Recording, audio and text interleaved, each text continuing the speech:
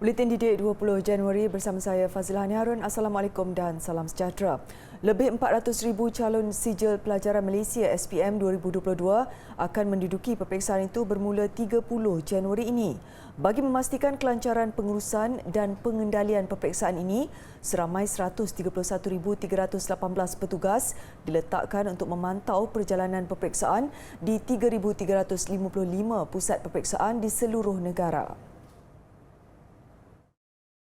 Kementerian Pendidikan KPM dalam satu kenyataan siang tadi mengingatkan semua calon agar merujuk jadual waktu peperiksaan bagi mendapatkan maklumat mengenai tarikh, masa, kod dan kertas peperiksaan serta arahan yang perlu dipatuhi semasa peperiksaan berlangsung. Jadual waktu peperiksaan boleh dimuat turun dari laman sesawang lembaga peperiksaan. Ia bermula dengan ujian amali fizik pada 30 Januari, diikuti dengan ujian amali sains dan kimia pada 31 Januari dan 2 Februari. Calon turut diingatkan supaya membawa dokumen pengenalan diri dan pernyataan pendaftaran peperiksaan ke pusat peperiksaan. Mereka juga hendaklah mematuhi prosedur operasi standard SOP dan peraturan yang ditetapkan bagi memastikan kelancaran pengurusan pengendalian peperiksaan.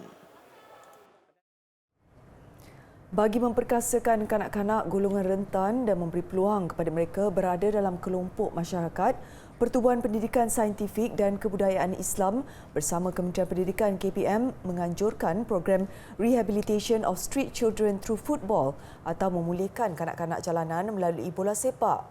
Sambutan menggalakkan apabila 60 kanak-kanak jalanan mengambil bahagian. Program merupakan projek pertama yang diadakan bagi 35 orang kanak-kanak Sekolah Bimbingan Jalinan Kasih SPJ KKPM. Program bersifat aktiviti luar bilik darjah dan turut disertai 25 orang kanak-kanak Sekolah Tunas Bakti STB Sungai Besi di bawah naungan Kementerian Pembangunan Wanita, Keluarga dan Masyarakat KPWKM. Program fokus kepada modul akademik, playful dan sportif aktiviti termasuk sesi latihan dan pertandingan bola sepak serta lawatan sambil belajar ke Institut Sukan Negara ISN dan Majlis Sukan Negara MSN di Bukit Jalil. Kemuncak program, satu perlawanan bola sepak diadakan antara 4 pasukan yang dibentuk. Pada peringkat awal, pada hari pertama dan kedua tu kita lebih kepada teknik sebab kita nak kenal pasti macam mana keupayaan pemain-pemain. Lepas tu pada hari yang ketiga dan keempat lebih kepada permainan sebenar. Kita adakan pertandingan di peringkat kumpulan, kita bagikan kepada 4 kumpulan yang terdiri daripada mengikut rumah, mengikut warna iaitu merah, biru, kuning dan hijau. Lepas tu kita buat pertandingan. Lepas tu kita ambil 22 yang terbaik untuk kita masukkan ke perlawanan akhir pada hari ini. Daripada 22 pemain tu kita ambil 11 orang pula pemain yang terbaik bagi kejohanan. Sepanjang program berlangsung, peserta menunjukkan semangat kesukanan dan disiplin yang tinggi yang harus dikekalkan dalam kehidupan seharian. Bukan semata-mata untuk menang, program bermatlamat menjadikan peserta seorang yang berjaya, berdisiplin, mampu merencana strategi-strategi terbaik, saling bantu-membantu sesama rakan dan menjalani hidup yang lebih baik. Bagi saya amat happy sebab saya dapat berjumpa dengan ramai kawan, lepas tu jumpa dengan coach-coach yang berpengalaman di Malaysia. Jadi awak rasa apa selalu menjalani latihan kat luar lah? Selalu lah. Okey, so apa awak rasa beza latihan kat luar dengan apa yang awak jalani dekat program ni? Bagi saya latihan tu sama tapi strategi coach tu lain. Macam contoh coach saya kat Persimas tu strategi dia lain, cara dia lain. Coach kat sini cara dia lain, cara dia lain. Banyak benda saya boleh belajar kat sini. Saya pernah mewakili daerah saya, daerah Persimas. Latihan bola kat mana? Kat rumah. Dekat rumah je? Kat Padang. Oh, dekat Padang? Padang dekat rumah lah. Kat rumah kita mana ada Padang? Ada. Oh, ada. Okey. So main dengan siapa selalu? Adik. Main dengan adik? Teman. Oh, adik teman. Okey. Selalu adik main position apa? Bola sepak. Main apa? Striker ke, defend ke, keeper? Keeper. Siapa idol? Siapa idola? Siapa minat siapa? Ronaldo, Messi? Messi. Messi. Awak minat Ronaldo? Kenapa awak minat Ronaldo? Sebab dia laju. Dia laju? Awak nak jadi macam dia ke? Okey. Awak selalu kalau main dengan siapa? Man. Nyaman. Dengan main Dengan kawan-kawan. kawan-kawan. Oh, main dekat-dekat kawasan rumah lah. Hari-hari. Oh, jadi kalau awak masuk program ni, best tak? Best. Apa yang awak belajar? Belajar apa-apa je. Program ini turut mendapat kerjasama Kementerian Belia dan Sukan, Jabatan Kebajikan Masyarakat dan Kolej Universiti Islam Antarabangsa Selangor. Diharapkan jalinan usaha sama ini dapat membantu golongan yang sering dipinggirkan ini menjadi insan yang berjaya dan berguna kepada keluarga, masyarakat dan negara. Nak berjaya dalam hidup anak-anak, berlatih, berusaha sehingga berjaya. This is part and parcel of a process. Kita nak bentuk awak, kita nak menjadikan awak sebagai insan yang berjaya. Tak kira di mana pun anak berada, tak kira apapun bidang yang anak ceburi lepas ini, ingat, Mas Tuhan mencipta kita untuk berjaya. Berusahalah dan terus berusaha.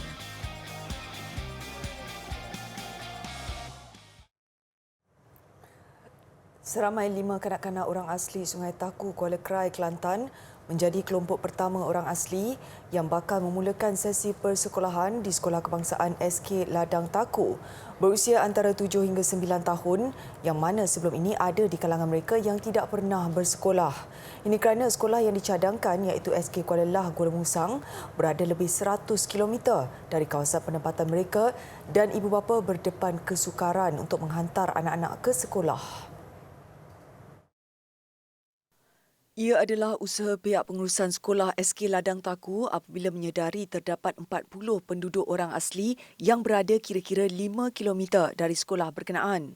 Ladang Taku merupakan perkampungan di seberang Sungai Kelantan di daerah Kuala Krai yang mana penduduk hanya menggunakan pengangkutan air seperti bot untuk ke bandar Kuala Krai. Menurut Guru Besar SK Ladang Taku, Zakaria Muhammad, ia adalah salah satu usaha bagi memastikan anak-anak orang asli dapat meneruskan pembelajaran seperti murid-murid lain. Kita menyedari bahawa mereka sebelum ini tak pernah bersekolah dan ada beberapa orang yang bersekolah jauh daripada sekolah perkampungan sinilah. Ada lebih kurang dalam 3-4 orang yang bersekolah di Sekolah Kebangsaan Kuala Lah yang jaraknya lebih kurang dalam 100 km lebih daripada sinilah. Berbanding kalau dia pergi ke sekolah di SK Ladang Taku lebih kurang 5 km. Jadi usaha sekolah adalah datang ke sini buat lawatan dan kita menjemput mereka untuk mendaftarkan diri. Jadi insya-Allah minggu depan lebih kurang 5 orang murid-murid yang akan mendaftarkan diri di Sekolah Kebangsaan Ladang Taku. Menurut Zakaria, 5 murid berkenaan akan dijemput menggunakan pacuan 4 roda bagi mengikuti sesi persekolahan di sekolah berkenaan memandangkan laluan ke sekolah agak teruk kerana perlu menyelusuri anak sungai dan ladang getah. Sementara itu, ibu kepada salah seorang murid, Aisyah Gadung, melahirkan rasa teruja apabila anaknya akan kembali ke sekolah yang lebih dekat. Ada anak yang sekolah? Ada, Talika. Okay. Apa perasaan akak lah bila anak ni akan sekolah nanti? Rasa suka sebab sekolah kan. Sebelum ni memang tak sekolah lagi? Sekolah, tapi Talika lah. Mana Talika mana? Talika Kampung Kuala Lah. Oh, kenapa tak hantar kat Kuala Lah? Sebab jauh sangat dekat Kuala Lah sana. Seramai 120 pelajar menerima manfaat daripada pelaksanaan program Teduhan Kasih Anak-anak Perak sejak program berkenaan dilaksanakan tahun lalu. Melaluinya, sejumlah 1.5 juta ringgit diperuntukkan bagi menampung kos sara hidup dan pendidikan pelajar yang kehilangan ibu bapa atau penjaga akibat COVID-19 di negeri itu. Program berkenaan adalah inisiatif kerajaan negeri bagi membantu kelangsungan hidup anak-anak yatim yang berumur 21 tahun dan ke bawah. Pelaksanaan program ini hasil kerjasama pelbagai jabatan serta agensi seperti Jabatan Pendidikan Negeri Perak, Jabatan Agama Islam Perak, Pejabat Pembangunan Negeri Perak, Unit Perancang Ekonomi serta Jabatan Kesihatan Negeri. Terdapat 5 jenis bantuan yang ditawarkan di bawah program ini iaitu bantuan keperluan persekolahan, biasiswa, bantuan peranti, bantuan khas dan bantuan bayaran saham Felcra. Fokusnya ialah kepada pendidikan. Jadi tadi kita tengok kita bagi laptop kepada mereka yang memerlukannya dan beberapa kemudahan lain. Termasuklah kita menyediakan wang kepada penjaga dia supaya penjaga dia dapat menggunakan wang itu untuk membiayai keperluan persekolahan anak-anak ini. Tambahnya, program berkenaan akan dilaksanakan secara berterusan bagi mencari anak-anak yang terkesan. Sementara itu, Felcra Berhad Wilayah Perak memperuntukkan RM432,000 bagi menjayakan program teduhan kasih pada tahun ini. Jumlah itu meningkat berbanding RM252,000 yang disumbangkan pada tahun lalu.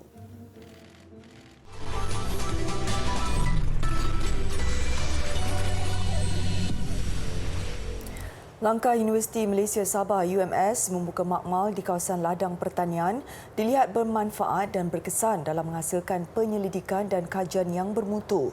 Naib Chancelornya, Profesor Dato' Dr. Kasim Mansor berkata, usaha ini mendapat sambutan menggalakkan bukan sahaja dalam bidang pertanian, malah bidang lain sehingga melibatkan kerjasama dengan universiti dari luar negara. Tetapi pihak industri juga dapat menawarkan fasiliti kepada pelajar dan mereka juga dapat manfaat kepakaran yang ada daripada UMS untuk dimanfaatkan oleh industri. Jadi akan banyak makmal-makmal living lab yang akan kita buat di luar kampus. Beliau berkata demikian semasa merasmikan tapak kekal pengeluaran makanan Fakulti Pertanian Lestari UMS disandakkan. Tambah beliau, usaha ini bagi membantu kerajaan mengurangkan kebergantungan negara kepada makanan import apabila hasil kajian dan penyelidikan di lapangan diguna pakai pihak industri. Usaha lain yang sedang dilaksanakan adalah menjadikan UMS sebagai pusat rujukan masyarakat dengan memperkenalkan slogan UMS Peneraju Inovasi Masyarakat.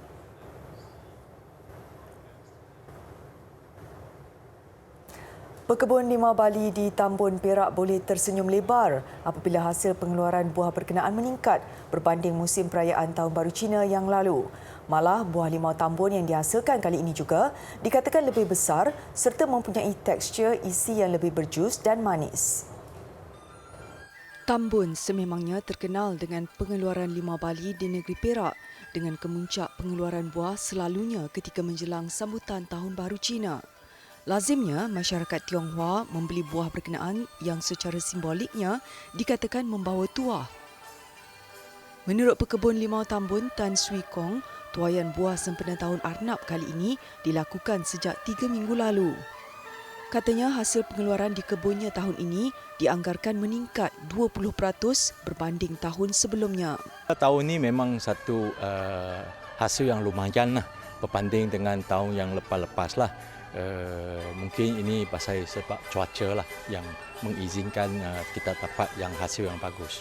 Dari segi pengeluaran memang kita puas hatilah dengan hasil yang kita kumpul-kumpul setakat hari ini. Memang kita puas hatilah. Katanya lagi, walaupun berdepan kenaikan harga baja dan upah pekerja, pihaknya masih dapat mengekalkan harga jualan seperti tahun sebelumnya. Malah permintaan yang diterima daripada pembeli termasuk dari luar Perak amat menggalakkan. Selain untuk dinikmati bersama ahli keluarga ketika sambutan Tahun Baru Cina, limau Tambun lazimnya diberikan sebagai hadiah kepada sanak saudara serta sahabat handai. Saya untuk beli ini limau, first untuk Hari Raya Cina nak buat risang pun boleh, lagi pun sembahyang Cina. Pusat untuk sampai sembahyang cap gomeh pun boleh.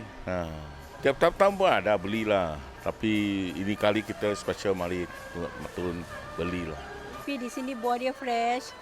Saya pun boleh melawat ladang dia kan. Lepas tu kalau tak semestinya Raya Cina, saya suka yang manis, masa-masa manis tu. Tapi tak masam sangatlah, tapi dia masa-masa manis.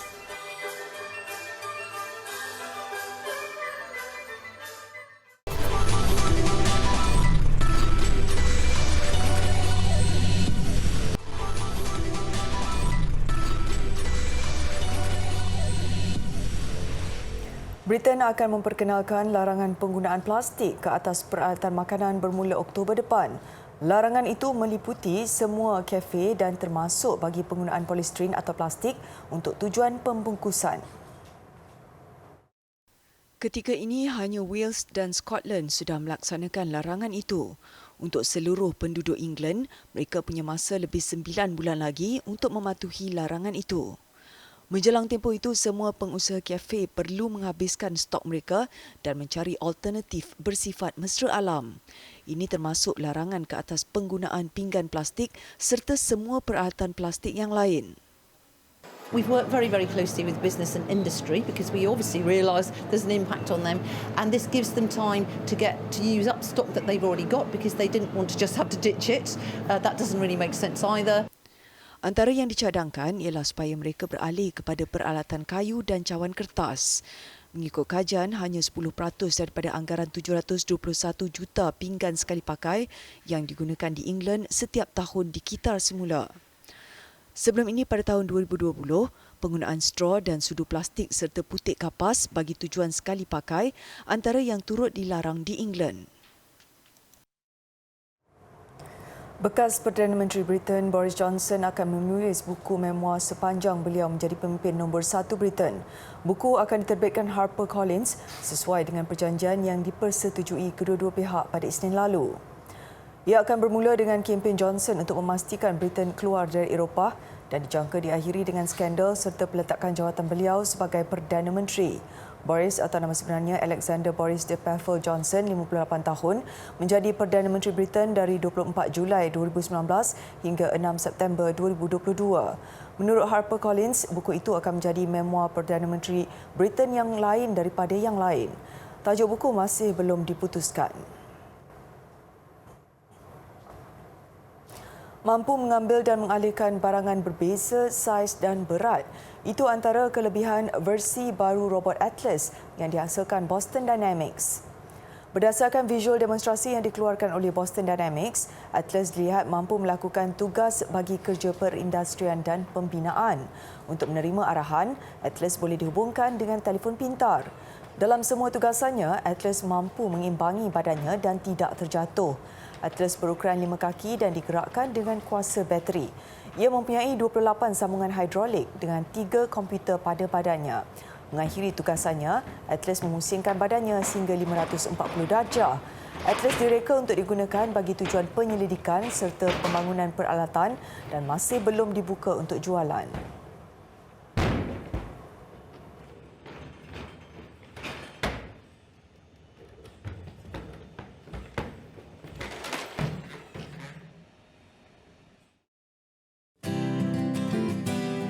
Teknik seterusnya ialah teknik menahan bola di bahagian bawah sebelah kiri.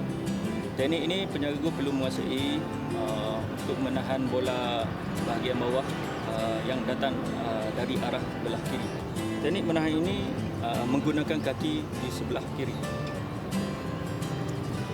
Ketika goalkeeper melakukan pergerakan menyelamat bola ke sebelah kiri, goalkeeper perlu menggerakkan kaki kiri dengan menggunakan sedikit kekuatan menolak kaki kanan. Sementara itu, goalkeeper perlu memberi fokus dan tumpuan kepada pergerakan bola yang datang dan kedudukan kepala di atas bola ketika aksi menahan bola.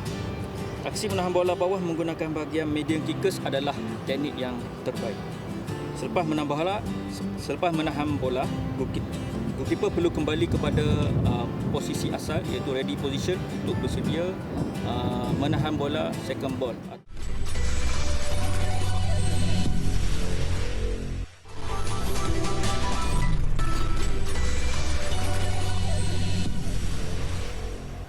Sukan bergu utama lelaki negara Aaron Chia So Woo-yik terpaksa melalui saingan sengit menentang bergu Taiwan sebelum berjaya melangkah ke suku akhir terbuka India. Penyandang juara dunia itu bangkit daripada ketinggalan set pertama 15-21 sebelum mengatasi Li Zhihui Yang Po Xuan 21-19, 21-19 dalam pertarungan selama 55 minit. Peringkat suku akhir esok, Aaron dan Woo-yik akan menentang bergu senegara Ong Yu Sin Teo Yi. Pusingan kedua, Yu Sin Yi berempas pula selama 57 minit untuk menyingkirkan bergu Thailand Supak Jomko Kitty Nupong Kendren 21-16, 13-21, 21-19. Yi berkata beliau tidak berapa sihat sejak semalam akibat cuaca sejuk. Sementara itu, bergu wanita negara Perlitan Emtina yang tersingkir awal pusingan pertama terbuka Malaysia 2023 minggu lalu turut melangkah ke suku akhir. Bergu wanita negara yang berada pada ranking ke-8 dunia turut berentap dalam rubber set untuk mengatasi wakil Taiwan Lee Chia-sin Teng Chun-sun 21-14, 16-21, 21-16 dalam masa 51 minit.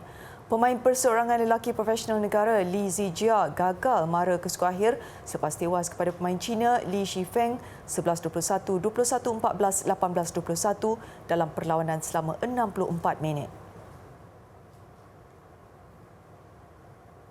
Beralih ke tenis terbuka Australia, pilihan utama Iga Swiatek dari Poland menepati ramalan mara ke pusingan keempat. Swiatek langsung tidak berdepan masalah berdepan pemain dari pusingan kelayakan Kristina Buxa. Hampir semuanya serba tidak menjadi buat Buxa.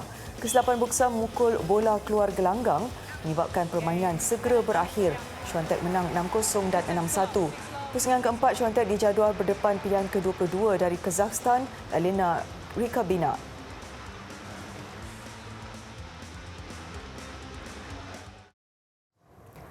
Penyusutan paras air di empangan Tasik Mosul, Iraq mendedahkan semula tapak sekolah yang pernah wujud di kawasan itu. Ramai bekas pelajarnya termasuk penduduk tempatan datang melawat tempat itu. Saya Fazlahani Harun, salam hormat. Assalamualaikum.